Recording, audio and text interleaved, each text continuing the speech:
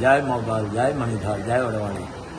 આજથી 18 વરણને એમાં ખાસ કરી અને કચ્છ અને કાઠિયાવાડ અને કચ્છને એક બાપુનો આદેશ છે.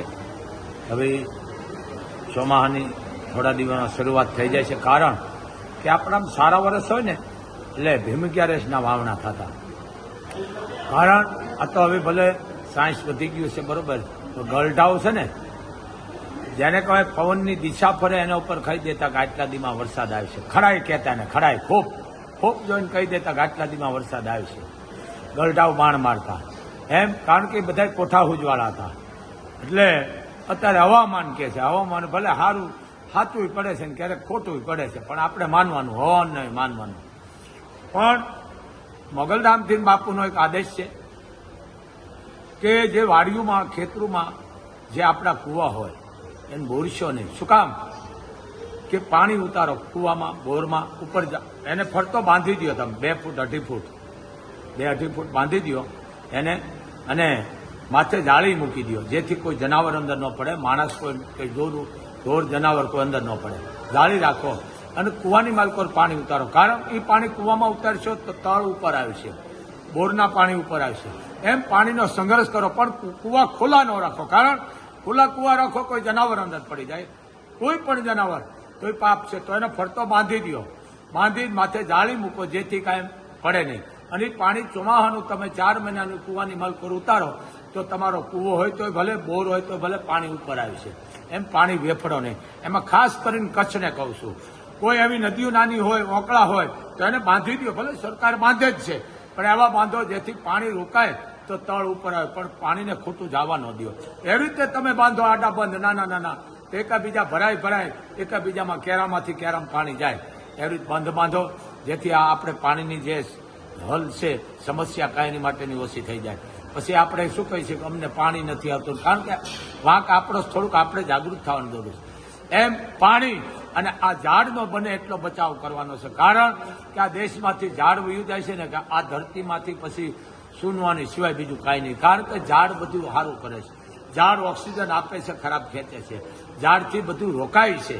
હવે આપણે ઝાડનો નાશ કર્યો છે, તો બને એટલા ઝાડ વાળજો, પાણી અંદર ઉતારો, જેથી આપણા દેશની પરંપરા, આપણા દેશની માલકો આ તળ ઉપર આવશે. કારણ કે હવે ધરતી વિંધાઈ ગઈ છે, સારણી વિંધાય એમ.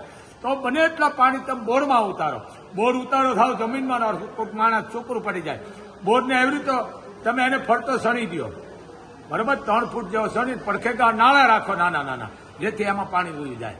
પણ એમાં કોઈ નુકસાન ન થાય. માથે ઢાંકી દેવો જાળીથી, બોર હોય કે કૂવો હોય, જેથી જનાવર અંદર ન પડે. તો આ રાખવા જાગૃતિ. કારણ કે એમાં પાણી જાય છે તો આપણે હેઠા તોડવા પડે ને પાણી ભરાઈ ગયું છે નહીં. પાણી એવી રીતે જ આવતી, બોર હોય, કૂવો હોય, પણ પાડોશીનો હોય તો શું થઈ ગયું હોય, એમાંય પણ પાણી ભરાશે તો તળ ઉપર આવશે. તો બધા માટે આ તળ ઉપર આવશે, કામ આવશે. એક બાપુનો આદેશ છે.